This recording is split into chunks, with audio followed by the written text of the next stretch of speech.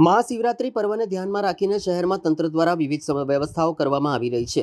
શિવજી કી સવારીના route પર કોર્પોરેશનની દબાણ શાખા દ્વારા લારીઓ અને ગેરકાયદેસર દબાણો દૂર કરવાની કાર્યવાહી હાથ ધરવામાં આવી છે, પરંતુ બીજી તરફ શહેરની સૌથી મોટી સરકારી હોસ્પિટલ એસએસજીમાં ચિંતાજનક દ્રશ્યો સામે આવ્યા છે। હોસ્પિટલ પરિસરમાં જ્યાં બાયોમેડિકલ વેસ્ટ એકત્રિત અને નિકાલ માટે રાખવામાં આવે છે, તેની આસપાસ જ ખાણીપીણીની લારીઓ ઊભી જોવા મળી હતી। હોસ્પિટલની બહાર તેમજ પરિસરમાં ચારે બાજુ ખાણીપીણીના ગલ્લા ઊભા હોવાના કારણે જંતુજન્ય ચેપ ફેલાવાનો ભય વ્યક્ત કરવામાં આવી રહ્યો છે।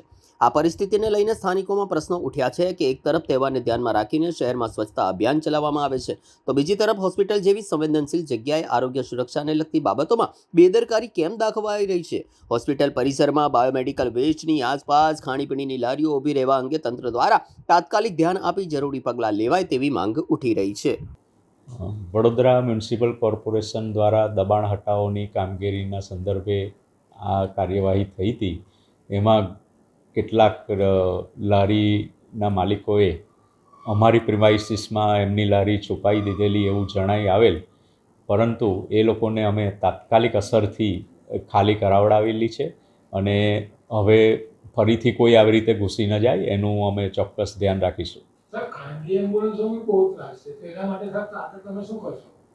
અમારા માનનીય સુપ્રિન્ટેન્ડન્ટશ્રીએ આ બાબતે અગાઉ પણ રજૂઆત કરેલી જ છે અને હજી પણ એમના આ બાબતે રજૂઆત કરી અને આ દબાણ હટાવાય અને આ સંપૂર્ણ માર્ગ ખુલ્લો થાય એવી રજૂઆત પણ અમારા તરફથી કરવામાં આવશે।